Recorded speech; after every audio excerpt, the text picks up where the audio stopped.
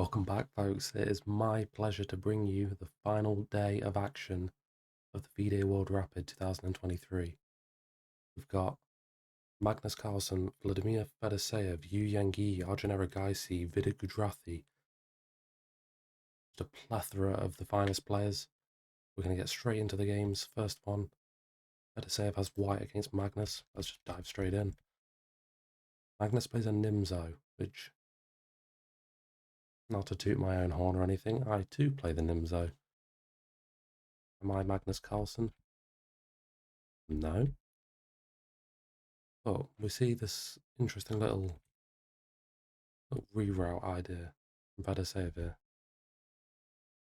trying to undo what was done by putting the knight on f3 essentially and put the knight on g3 instead. Quite high level. Lashes out with g4, aiming to put the knight behind the pawn. a5 now. We have an exchange on the side of the board. You'll notice from early, Magnus has already committed to bringing his king all the way out here as opposed to castling. It's more than viable, and the computer backs it, because the bishop will come out somewhere inevitably, and the rooks just have full scope along the back to try and go wherever they want to be. But optically speaking, it's strange, it's weird. All these pieces here, all the pawns are all closed up, so the king for now is safe. But Magnus uses his one pawn break because he has to lash out and make something happen. You just start to see, with bishop f5, the rook moves out the way. It's actually Magnus that's the one with the control, it would seem. Because after we get queen g7, Fedoseev tries to drop back, and he's playing incredibly passive, despite this entire little rectangle here being completely locked. Fedoseev just can't fight back at all. There's no way for him to try and combat this. King c1, queen h7. You know, there's all kinds of ideas, maybe putting the bishop here and trying to land a mate. Rook slides across. Fedoseev, you can see his pieces just moving for the sake of moving. Okay, f4, an attempt to make something happen. Magnus doesn't take, because then the immense pressure on this weakness here. But he just takes the open file. Trying to set the queen up in the right position. Magnus shuts it down. Really doesn't want this trade. He blocks in his own bishop temporarily. Rook b1, queen d7. Again, Fedoseev is just dancing back and forth with these pieces. He's been completely immobilized. Bishop g4. Bishop c2. Trying to hit that pawn. Queen comes in. King b2. Magnus takes a pawn here. Again, Fedoseev trying to get his king to safety, trying to shuffle around, but there's just nothing here. I mean, look at this bishop. Bishop is tonk. It is unstoppable. h5. Bishop drops back again. Rook comes in. Queen g3. Bishop e2. Rook slides across. Bishop c4. We take. Fedoseev temporarily up a piece now, but capture it back. Queen h4. That's all that's left to do, isn't there? You've got a rook, a knight, a queen, a bishop, a rook, a queen. One piece left to enter the party. And this just brings his king.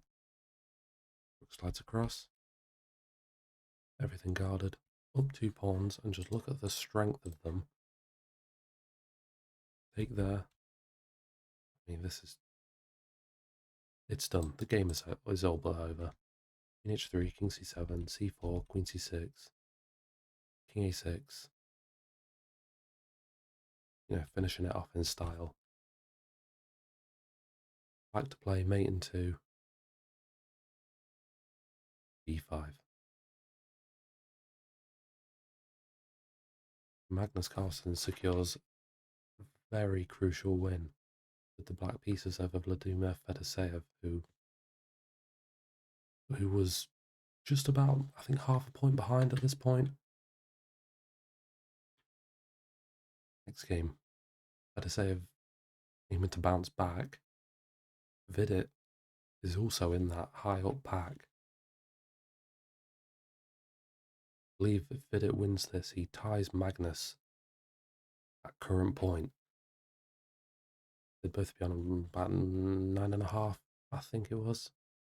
So we get some semi-Slav. I think this is all the main line. Queen's coming off. Bishop cashes in. Computer says there's a slight advantage, but I think all of this is pretty well known. Castles. But Fedoseev has maybe drifted a little far from the plan. You hit the knight, hit the bishop drops back. Rook guards the knight. Free now. Take the free pawn that has been there for ages, but these bishops are just snipers. You know, sniper elite v2, just filthy pieces. Knight d5. Take this pawn. Rook e4 from Vidit. Not the best, but he still stands in very good stead of tying with Magnus right now. They have already played. Magnus did win, but for tie-break purposes, it doesn't matter. Bishop drops back. You know, a nice idea. I'll crash through to the pin. e6 now from Fedoseev, trying to stabilise, but it's just a weakness. He guards it. g4 now. I mean, these pawns aren't ever breaking through. You give away too much with your king being in the centre. Vidit, however, you can just march on forward. e5, take. Bishop a4 now. And just look at this skewer here. Rook takes e4 now. Take back. Don't think about taking here because there's rook d4.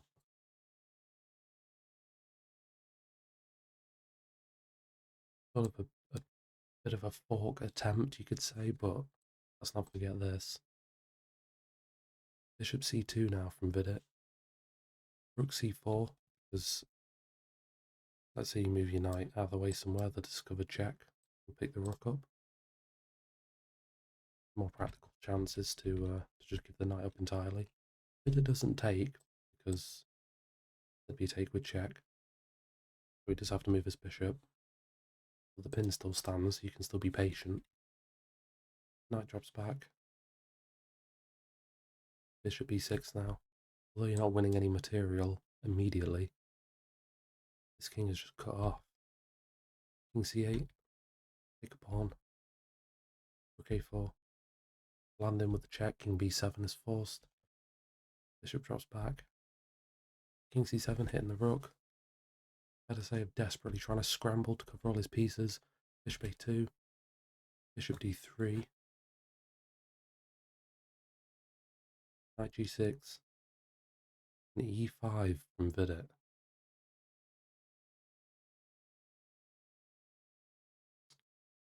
Who wants to suggest that King c7 here is deviating to a draw? So you go rook b2 and try and hit this. Maybe we see bishop e6, try and hit this pawn. e5. The game goes on, but you're far more active now. These pieces don't really pose any threat anymore. The king is pretty adequately cut off. Chances are good. And we see all this. But instead we see bishop d5. Now after bishop f5, knight h4, king e3 and h5. Don't take and lose that. It is the best move, the only move for an advantage. It marches forward, just the pawn is there, push it, go. Go forward, leave. Rook a3. Create a pin. King d2, not the most accurate move. Because of knight f3. King comes in. Take now. March forward. Bishop f7.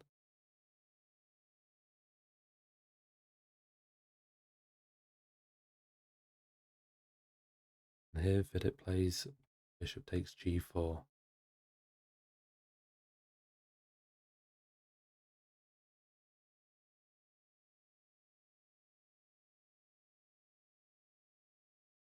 Now, if you're like me, you'll have watched this and go, I don't get it. I didn't get it, but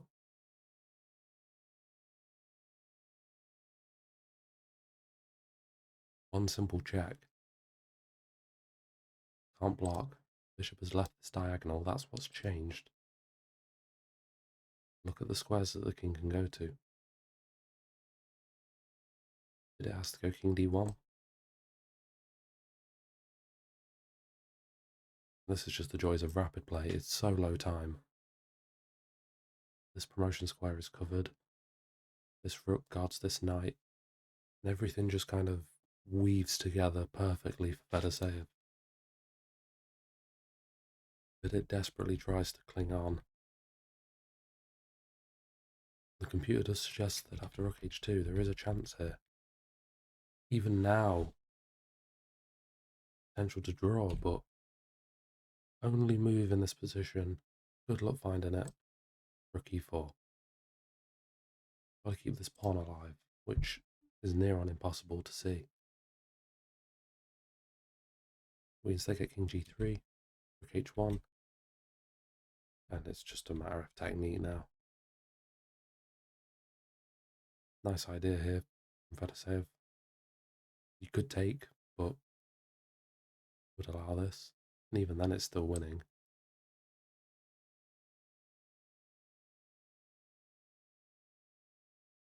Then we get a check, g5.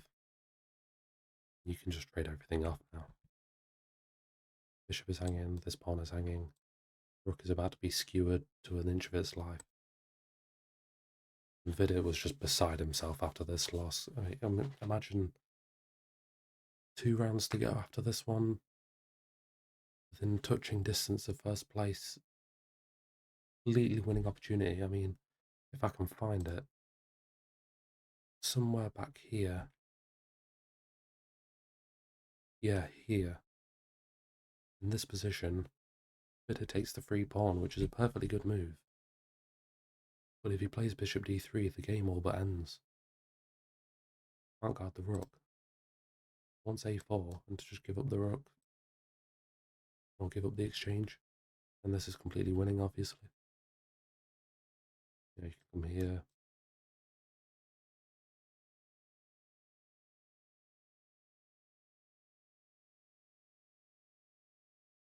Right, well, thank God I'm not playing. You can't do that. Point is,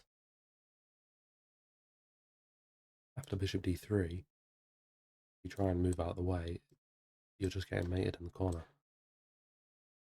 Done. It was, realistically speaking, one move away from winning that game. So we go to the other side of the coin.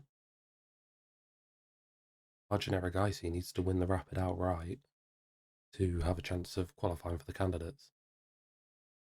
And let me tell you, ladies and gentlemen, he is doing very well. Very, very well. But he has just one man in his path currently, FIDE Gujarathy again. We get a fairly standard Scotch opening. Remember we had a Scotch the other day where 2650 Grandmaster from India got mated in 8 moves, I think it was. And then absolutely ridiculous. What we see from early, Arjun's got this very nice centre here. f3 to try and maintain it.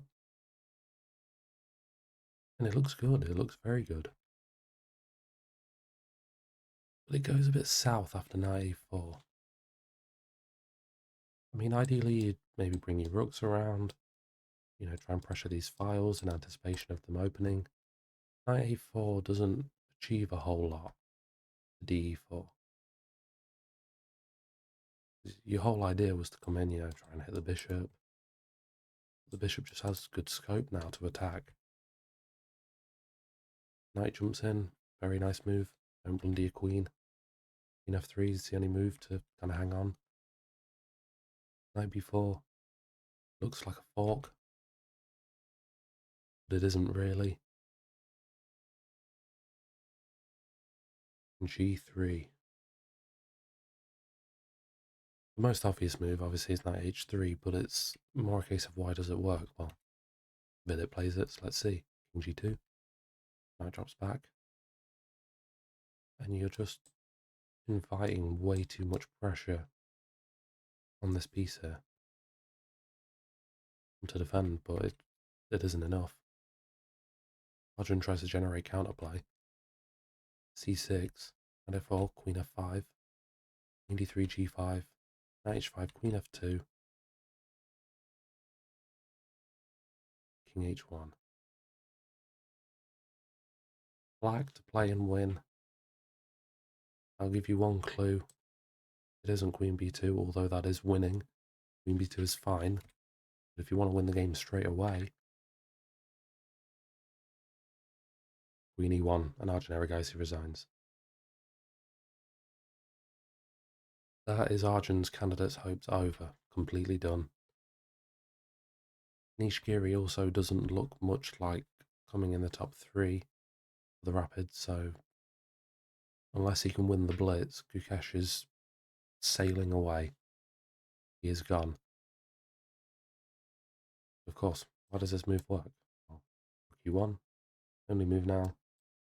Knight f2, the pressure here, queen is hit. King g2, take back. You're up a rook and you win the game. Simple. That is all the games I have to show you from the Open. We're going to move up to the women's section now. We'll update you on the standings at the end. Now this game was an interesting one. So we have Leighton Jay and Anastasia Bodnaruk, both fighting to kind of podium sort of place, both very much in the mix. Bodnaruk leading at this point in time. Leighton Jay could sail straight into first with a win because I believe she's only half a point behind. Or, no, I think by this point they were on the same. Regardless. We got d4, knight f6, c4, g6, knight c3.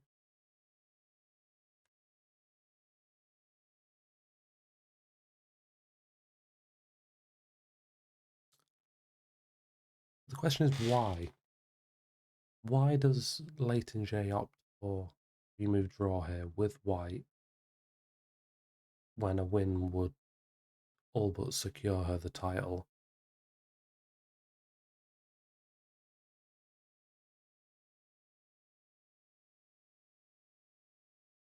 How understandably this caused outrage. I think the assumption was that she gets a draw, nice and simple. She guarantees herself the tie breaks.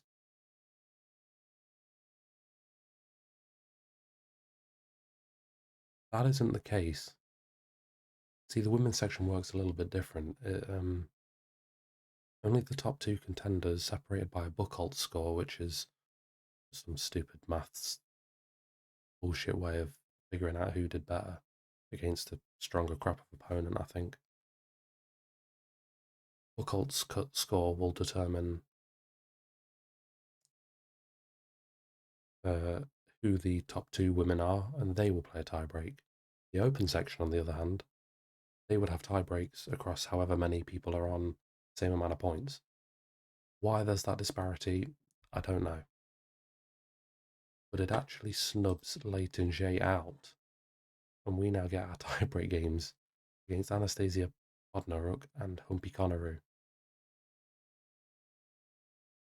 I mean, I don't know. I don't know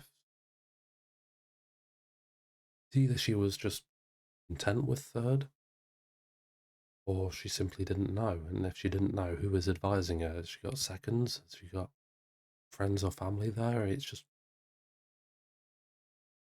mind blown. But anyway, these are the tiebreak games. It's a 2-game mini match, each colour, and then after that we get alternating colours. It remains evens. So, Modern Rook has white first. We get a Spanish, all normal stuff here. Up until this point, we're going to just sort of power through it.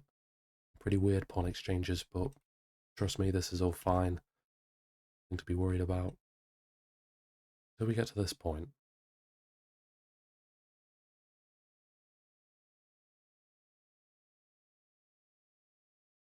See, Bodnar obviously with the white pieces, I know it's blitz, so it doesn't hold too much significance. But your only real options are Queen G4 or Rook F7, both of which sort of dwindle you towards an evens kind of endgame. More pieces come off, your winning chances deplete. He tries to get a little bit mixy and sort of switch things up. But if Connery here goes Rook F2, pressure here on the G pawn is insurmountable. I mean, you can take.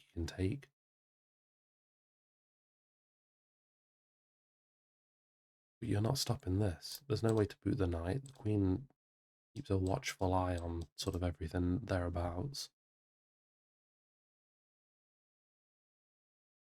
We don't get that though. Misses Rook F2. Look that they're already on incredibly low time. Spends 5 seconds. Just takes the rook as he would. Knight drops back. Doesn't mate. Please don't play that. So, C5 instead. To just tear everything apart. Queen F6. C6. Very instructive move because this pawn, now that it can't move anywhere, it always remains weak because you've got to keep it supported with any one of these 3 pieces. And it isolates your material. 97. 92 from Podnoruk. Connery this time doesn't miss, goes Queen F7, which is the only move. Knight C4. Knight D5 now. At this point, it just goes chaos. I mean, the eval chart is just, it's like a blood pressure monitor. It just goes nuts. You can just see mistake after mistake bouncing forward. Knight C5 now. Quality again. Hurrah, all is saved. Both players can shake hands and get ready for the next game. Obviously this isn't true, there's still chess to be played. Pikonaru has the chance here to just make a draw if he wants. Zeros for a reason, there's just perfect opportunity for a repetition. Which keeps playing. See, both players are on purely increment now. I think the time control is 3-2. So both of them just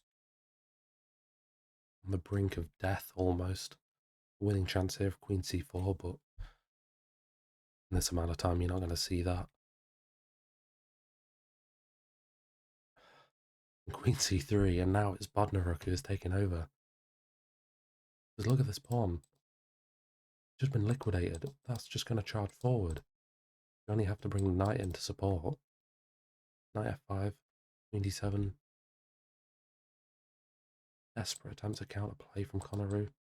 Queen C2 on the way. E7, Queen C2, as mentioned. Now here, 2 winning moves. Either go King G3, and the Queen takes, you would take the knight, and believe it or not, you're actually safe in that corner.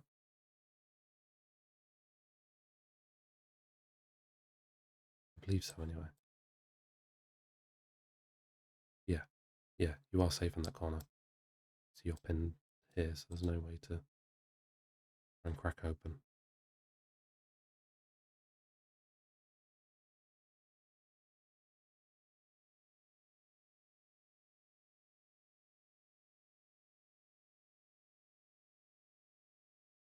With a knight F6 as well. Pin. I think she didn't see that in 5 seconds time, King G3 is safe. Knight f6 is hard to see the payout from it immediately. Tries to stall the mate with knight f2. You can just take it. You can promote if you want. Queen g4 now. Knight f3. Go king h1, it's mate. The queen takes. ef3 now. Queen. And the game ends in checkmate. Humpy Connery takes the first game with black and now has white pieces. Has to make a draw. Spoiler, I'm not going to show you the game. Bodnar did actually bounce back. He won with black as well. They played another game with switched colours. I made a draw. It all comes down to this.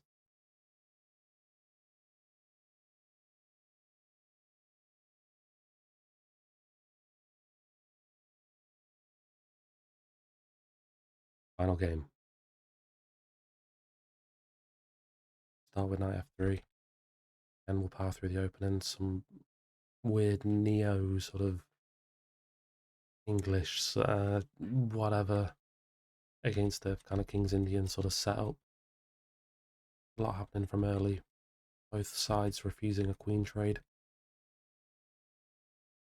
Until they get one, of course. Here,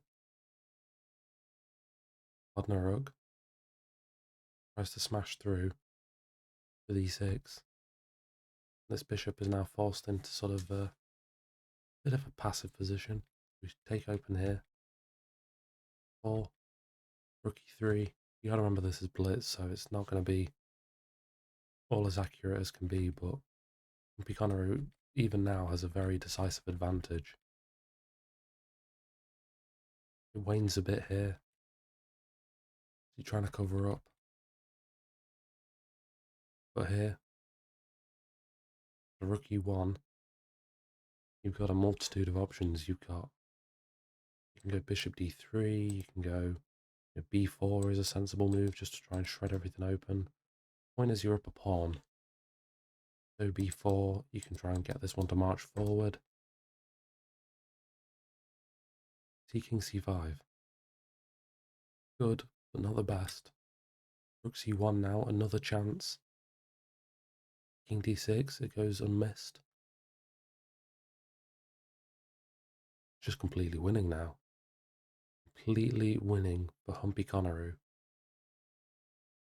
Which goes knight d7.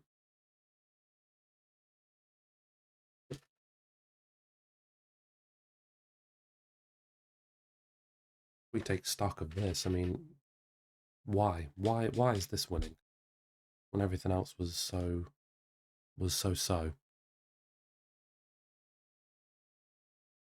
Knight c5 is an option. Hit the bishop, hit the pawn.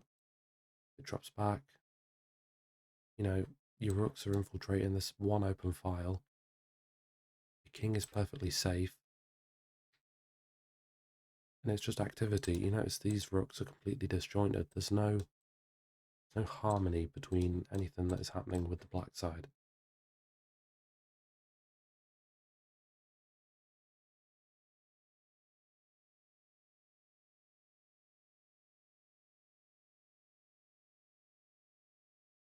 King c7. Rook b3. Nice idea. Obviously there's a pin. Rook d4. Ladies and gentlemen, bishop d5 was the last move of the game. Any of you that have been intently watching Humpy Conneru's clock this entire time, she's been just playing purely on increment, on instinct. And the FIDE Women's Rapid World Championship was won via flagging in blitz in a game where Bodnar was losing, and then this position's kind of evens, but the pressure is still on. Anastasia Bodnar is the champion. There's your final standings. He goes undefeated in the rapid portion. Just one loss in the blitz in a game that she could well have won. Biconeru takes silver. Etinger clear in the bronze medal. Then you've got a pack of 4 here on 8 points. For the open section, there you have it. Magnus Carlsen goes undefeated, 10 points out of 13, 16th World Championship. I mean, was there ever in any doubt? I mean, Vladimir Fedoseev had an incredible run on 9.5. His sole loss coming to Magnus, as we well know. And then a massive, massive pack of people on 9.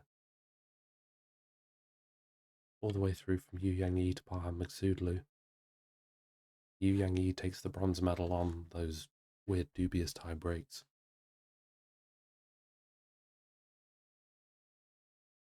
That is it. That's your lot. Thank you for watching and the support, guys. The Blitz is going on as I'm recording this. I think they're on like round 6 or 7 now. I'm going to get a video churned out immediately as that closes. I will catch you all shortly.